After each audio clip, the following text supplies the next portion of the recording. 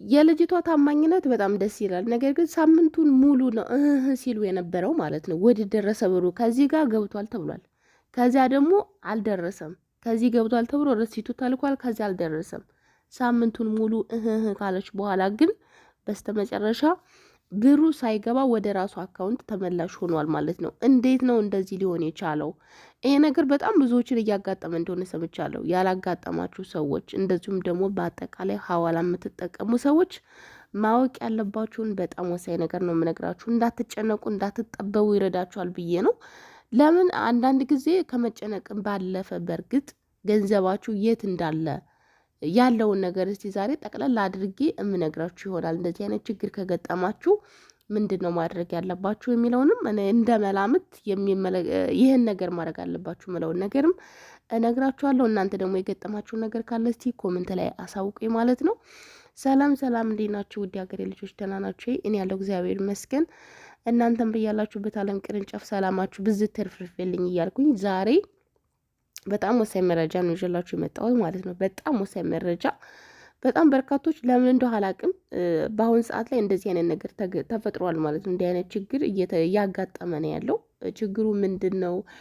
አገራችን ላይ እንግዲህ ብዙ ጊዜ የሲስተም ችግር አለ፣ እስከዚህ ቀን ድረስ እንጠብቃለን ምናምን የሚሉበት ወቅት አላቸው። ሁልጊዜ አይደለም። ነገር ግን አሁን ችግር የተፈጠረው ብሩን ከላኩት በኋላ ረሲት ለእናንተ ይልኩላችኋል። በጣም ብዙ ልጆች እየተካሰሱ ነው ያሉት አሁን ማለት ነው። እያለቀሱ ነው ያሉት። ረሲት ይልኩላችሁና አስገብተናል ይሏቸዋል። ከዛ ደግሞ ስትጠይቁ እዚህ ወይንም ደግሞ እዚህ የሚሆን ከዛ ስትጠይቁ ደግሞ ብሩ አልገባም። ብሩ የት ሄዶ ነው? አየር ላይ እንዴት ሊቀር ቻለ? ለምንድን ነው ይሄ የተፈጠረው? ይሄ በነገራችን ላይ አሁን ላይ በጣም በስፋት እየተፈጠረ ነው ያለው። ግን ጥንቃቄ አድርጉ። የሰዓታት ልዩነት ነው እንጂ ከሰዓታት ከሰዓታት የረዘመ ነገር ችግር አይፈጠርም። የሴትዮ የነገረችኝ ነው የምነግራችሁ። እኔ ብር ልኬ እዚሁ ለዱባይ ነው የላኩት በአካውንቱ ማለት ነው። ብር ለመላክ ፈልጌ ወደ ኢትዮጵያ የሚልክልኝ ልጅ ወደዚህ ወደ ቤት መምጣት አልፈለገም፣ አልቻለም ነበረ። በአካውንትን ያስገባውለት፣ ያው ብዙ ጊዜ በአካውንት ነው የማስገባለት እና ሴትዮ ረሲት ሰጥታኛለች። እኔ ረሲቱን ልኬለታለሁ ለሱ ብር እንዲልክልኝ ማለት ነው። ከዛም በኋላ ከላኩለት በኋላ ብሩ እሱ ጋር አልደረሰውም። በጣም ብዙ ነው የተጨቃጨቅነው፣ ብዙ ነው የተነታረክነው። ሴትዮሽን ጠይቃት ሲጀመር እኮ እዚህ ጋር ኦኬ የሚለውን እኮ ራይት አላደረገችው ምናምን፣ በጣም ብዙ ጭቅጭቅ ፈጠረ። እኔ ራሱ የመጨረሻ ነበር ተቅማጥ የሆነብኝ። ምክንያቱም ያለችኝን የሌለችኝን አሟጥጬ ነበር የልክ የነበረው ማለት ነው። ከዚህ ሴትዮዋ ልክ ያለው ብራረስ ትልካልኛለች። ከዚያ ደግሞ ልጁ ምንም ነገር አልገባልኝም። ከጠዋት ጀምሮ ይገባልኝ ይሄ ነው እያለ ዝርዝሩን እያሳየን ያለው ጠቅላላ የገባለትን ብር ማለት ነው። ምንድን ነው የሆነው? ማንን ነው ማመን ያለብኝ ማለት በጣም ተጨነኩኝ። ሴትዮሽን ጠይቃት፣ ይሄ እኮ እንደዚህ ራይት መደረግ ነበረበት፣ ይሄ እኮ እንደዛ ነበር፣ ወከባ ፈጠረብኝ። እና ሴትዮ ደግሞ ስራ ላይ ነበረች። እሷን መጠየቅ አልቻልኩም። ምክንያቱም ስራ ቦታ ሆና እንደዚህ መልእክት ምናምን ስናስቀምጥላት ደስተኛ አይደለችም። ብዙ ጊዜ ያው ልጆቹን በየተራ መልእክት ስለሚልኩላት ማለት ነው። ከዛም ብቻ እንደምንም ተጨናንቄ ያለው ነገር ነገርኳት። እስካሁን እኮ ብሩ አልደረሰውም ለልጁ እንዲህ ስላት በዚህ ሰዓት ይደርሰዋል ብላ ሰዓቱን አስቀምጠችልኝ። እውነትም በተናገረችው ሰዓት ሳያልፍ ብሩ ደረሰው ለልጁ ማለት ነው። እና ደረሴ ብሎ ነገረኝ። መለላችሁ ነው። በጣም ተጠንቀቁ። አንዳንድ ጊዜ ብር ስትልኩ እዚያ የላካችሁበት ቦታ አልደረሰም ትባላላችሁ። በተለይ እኔ አሁን የገጠመኝ እዚሁ ዱባይና ከሳውዲ ወደ ዱባይ በሚላክበት ሰዓት ነው እንደዚህ አይነት ነገር ችግር እየተፈጠረ ያለው። ምንድነው የሲስተም ችግር ተፈጥሮ ነው ወይ ምንድነው ያለውን ነገር የምታውቁ ታውቃላችሁ። እኔ አሁን ነው እንደዚህ አይነት ችግር እንጂ በፊት አልነበረም። እንደውም አንዷ ራሱ ቲክቶክ ላይ በጣም ተካሳው ነው ያሉት ከሆነ ልጅ ጋራ ማለት ነው። በጣም ተካሳው ነው ያሉት፣ እያለቀሰች ነው ያለችው።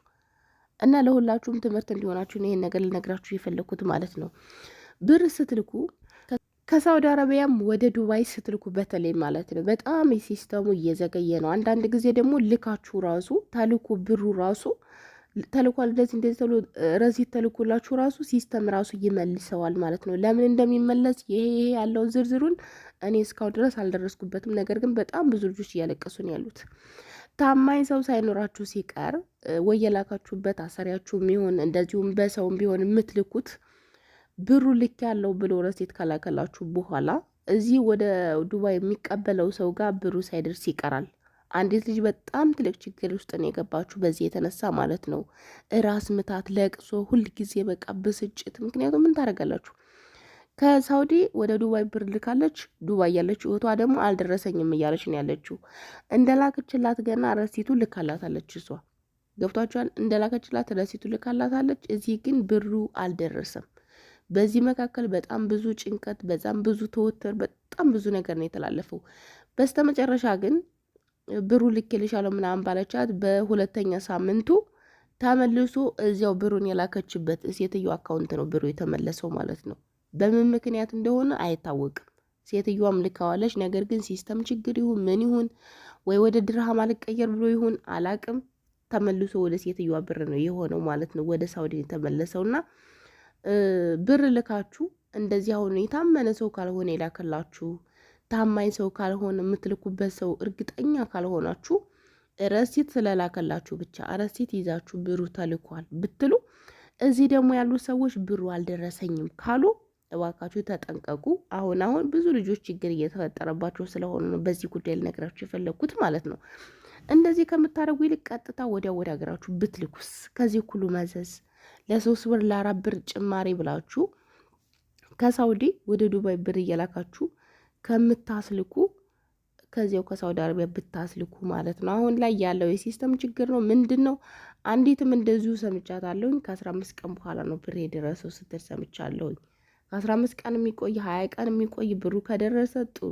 ነገር ግን ብሩ ላኩልኝ ብላችሁ ከላኩላችሁ በኋላ እናንተ ብሩ ልከውልኛል ብላችሁ ለሚቀበልላችሁ ሰው ሄዶ ለሚያወጣላችሁ ሰው ረሲት ከላካችሁ በኋላ ማለት ነው ብሩ ወደ እነዛ ሰዎች አካውንት ተመላሽ የሚሆንበት አጋጣሚ በጣም እየሰፋ ነው ያለው ማለት ነው።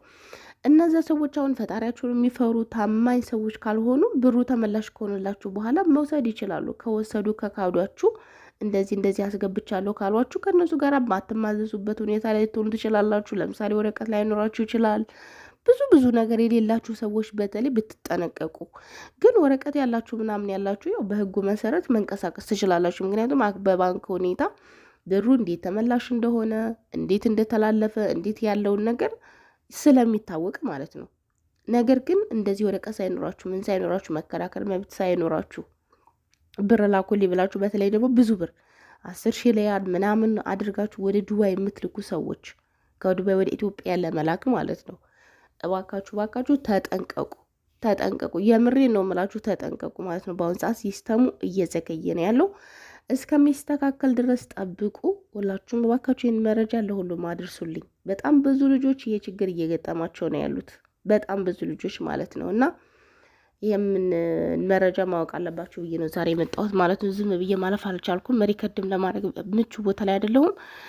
ዞሮ ግን የሆነ ሆኖ እንደው አንድ ሰውና ሁለት ሰው እንኳን ሰምቶ ከዚህ ነገር እንዲጠነቀቅ ብዬ ነው። ለምን ብራችሁ ልካችሁ እዚህ ጋር ከሰው እየተጨናነቃችሁ ሌላ ሰው እያስጨነቃችሁ እናንተም ተጨንቃችሁ ብራችሁም አየር ላየር እንዳይቀር ያልታመነ ሰው ከሆነ ሊክዳችሁ ይችላል።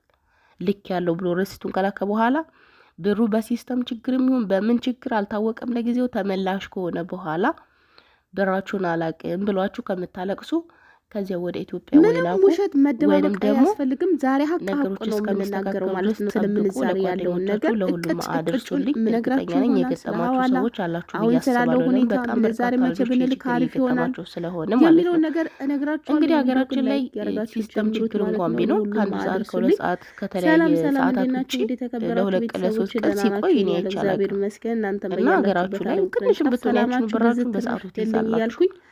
ሰው ላይ ግን ትንሽ ከባድ ነውና ጥንቃቄ አድርጉ ለማለት ነው ዛሬ መጣሁት። በድጋሚ እስከምንገናኝ ያላችሁ በሰላማችሁ ይብዛችሁ። በሚያሳዝን ሁኔታ በየቦታው